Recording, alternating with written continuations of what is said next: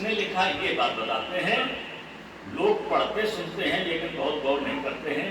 याज्ञवल की जो कथा सुहाई, जो याज्ञवल्क्य जी ने जो कथा सुनाई है, कही है, उस चरित्र को हमारे बाबा तुलसीदास ने लिखा है। भरद्वाज मुनिवर सुनाई, और याज्ञवल्क्य ने वही कथा हमारे भरद्वाज जी को सुनाई है। उस चरित्र को मैं लिख रहा हूं। कहीं हो सोई संवाद बखानी, सुनो सकल सज्जन सुख मानी। वो मैं संवाद कहने जा रहा हूं जिसको सुनने से सारे प्राणी जितने सज्जन हैं, दुर्जन की तो बातें ही खत्म, दुर्जन से सुनना ही नहीं चाहते, तो सज्जन शब्द यहाँ प्रयोग किया गया है। सुनो सकल सज्जन सुख मान, सज्जन लोग के लिए है। सज्जन लोग प्रभु राम के उस चरित्र को, विवरण चरित्र को सुनेंगे और सुख प्राप्त करेंगे। कहीं सोई संवाद बखानी, सोई संवाद में देखें कैसा कैसा संवाद कहाँ आया है। एक तो याज्ञवल्क्य हमारे भरद्वाज जी को कथा सुनाई है, और सोई संवाद हमारे भगवान शंकर से लिया गया है। उस संवाद को कहने जा रहा हूं।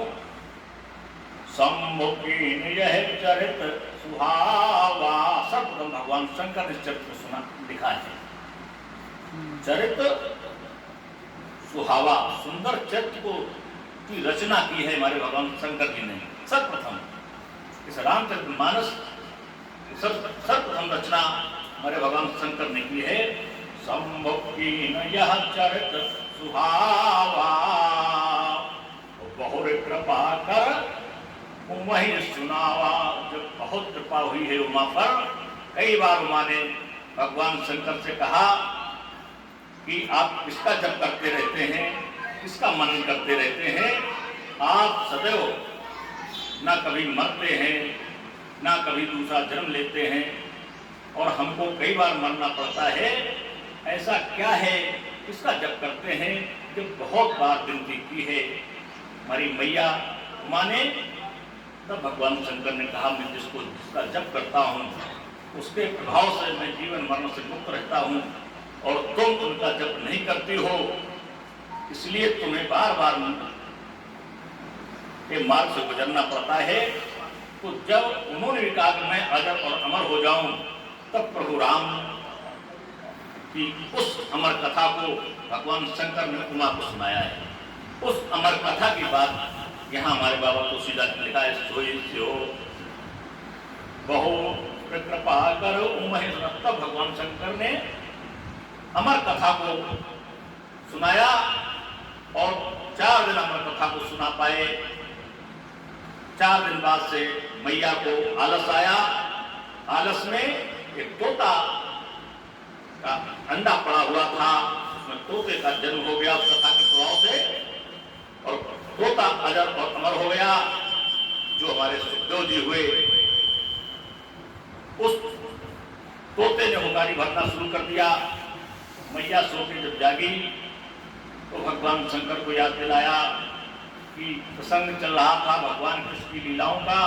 इसके बाद क्या हुआ, भगवान शंकर को क्रोध आ गया, बोले अरे तुम सो गई और मैं अमर कथा सुनाता रहा, तो जिनकी मैं अमर कथा सुना रहा था उसकी कथा सुनने से तो जो सुन लेगा वो अमर हो जाएगा।